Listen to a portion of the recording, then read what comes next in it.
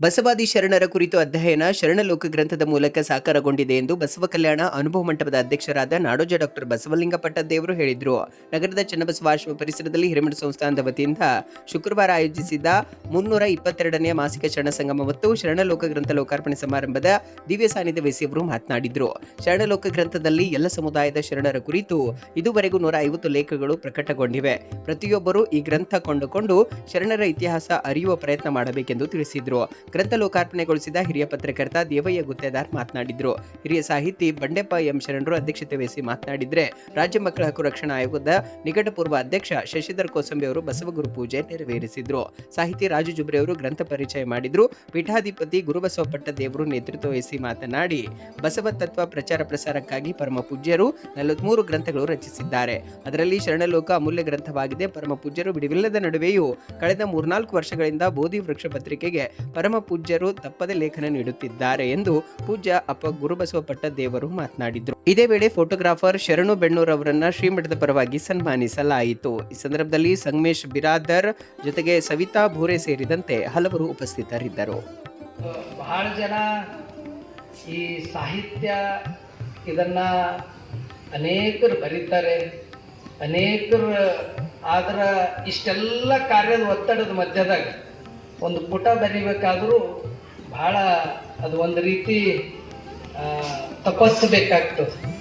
ಅಂಥದ್ರಲ್ಲಿ ಅಪ್ಪೋರು ನಸ್ಕಿನಾಗ 4 ಗಂಟೆಗೆ ಅವ್ರು ಮಧ್ಯರಾತ್ರಿ 2 ಗಂಟೆ 3 ಗಂಟೆಗೆ ಅವ್ರದ್ದು ಆರಂಭ ಆಗ್ತದೆ. ಒಂದು ದಿನಚರಿ ಆರಂಭ ಆಯ್ತಂದ್ರೆ ರಾತ್ರಿ 11 ಗಂಟೆ ತನಕ ಒಂದು ನಿಮಿಷ ಕೂಡ ಬಿಟ್ಟು ಬಿಡಲ್ದಂಗ ಅಷ್ಟು ಕಾರ್ಯದ ಒತ್ತಡದ ಮಧ್ಯದಾಗೂ ಈ ಶರಣ ಲೋಕ ಬಂದದಲ್ಲ. ನಿಜಕ್ಕೂ ಇದು ಬಹಳ ಆದರ್ಶ, ಇದೊಂದು ಅನುಕರಣೀಯ. ಇದು ಬಹುತೇಕ ನಾವೆಲ್ಲ ಶರಣ ಚರಿತ್ರಾಮೃತ ಒಂದು ಅದರ ನಂತರ ಇನ್ನೊಂದು ಕೃತಿ ನಾವು ನೋಡ್ಬೇಕಂದ್ರೆ ಎಲ್ಲ ಶರಣರ ದರ್ಶನ್, ಅದರಾಗೂ ಇರತಕ್ಕಂಥ ಶರಣರ ದರ್ಶನ್ ಎಲ್ಲಾದ್ರೂ ಆಗ್ತದಂದ್ರೆ ಪರಮ ಪೂಜ್ಯ ರಚಿಸಿರ್ತಕ್ಕಂಥ ಶರಣ ಲೋಕದಲ್ಲಿ ಅದು ನಮಗೆ ದರ್ಶನ ಆಗ್ತದೆ. ಪ್ರತಿಯೊಬ್ಬರು ಬೇರೆಯವರು ಬರ್ತಾರೆ.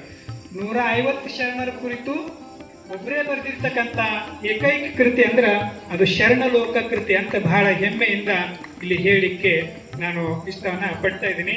ಗ್ರಂಥದಲ್ಲಿ ಅನೇಕ ಮಹಾಜ್ಞಾನಿಗಳು ಅಂದ್ರೆ ಅಲ್ಲಮ ಪ್ರಭು ಅಂತ ಜ್ಞಾನಿಗಳ ಪರಿಚಯದ ಕಲೆ ಕಲಿಬೇಕಂದ್ರೆ ಯಾರು ಗೊತ್ತಾಗಲ್ಲ, ಕಲೆನೇ ಯಾರು ನಾವು ನಮ್ಮ ಜೊತೆ ನಮಗೆ ಅಪ್ಪಾಜಿ ಅವರಿಗೆ ಗಡಿಗಾಲದ ಶಿಕ್ಷಣ ರಾಷ್ಟ್ರದ ಪ್ರಾಮುಖ್ಯತೆ ಕಾರಣ ಇದೇ ಕಾರಣ.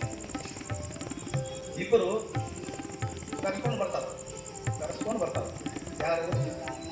ಸುಕರ್ಮ ಮತ್ತು ದುಷ್ಟಕರ್ಮ.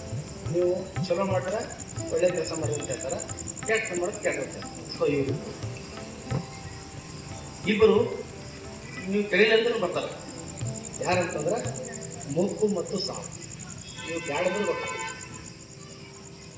ಸೊ ಇದು ಜೀವನದಲ್ಲಿ ನಾವೆಲ್ಲ ಅಳವಡಿಸ್ಕೊಳ್ತಕ್ಕಂಥದ್ದು ಒಂದೇ ಅಂದರೆ ಎಲ್ಲ ಶರಣರ ಅಧ್ಯಯನ ಮಾಡ್ಬೇಕಂತ ಭಾಳ ಮನಸ್ಸಿತ್ತು ನನಗೆ. ಬಾಲ್ಯದ ಹಿಡ್ಕೊಂಡೇ ಓದುವುದು ಒಂದು ಹುಚ್ಚಿತ್ತು.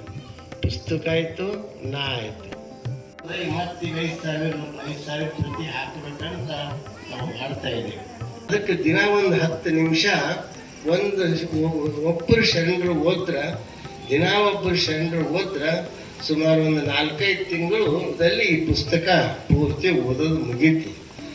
ಮತ್ತು ಶ್ರಾವಣ ಮಾಸ ಬಂತು, ಮತ್ತು ದಿನ ಒಂದೊಂದು ಶರಣರು ಮತ್ತು ಓದ್ಕೋತಾ ಹಾಗೆ ಮುಗೀತದ. ಮತ್ತು ಪ್ರಾರಂಭದಿಂದ ಓದ್ಕೋತಾ ಇದ್ರೆ ಆ ಶರಣರ ಜೀವನ ನಮ್ಮ ಕಣ್ಣಿಗೆ ಕಟ್ಟಿದಂಗೆ ಆಗ್ತದೆ, ಮತ್ತು ಇನ್ನೊಬ್ಬರಿಗೆ ತಿಳಿಸ್ಲಿಕ್ಕೂ ಸಾಧ್ಯ ಆಗ್ತದೆ. ಆ ದೃಷ್ಟಿಯಿಂದ ಓದುವಂಥ ಒಂದು ಹವ್ಯಾಸ ನೀವು ಬೆಳೆಸ್ಕೊಡ್ರಿ ಅಂತ ಒಂದು ಮಾತನ್ನು ಈ ಸಂದರ್ಭದಲ್ಲಿ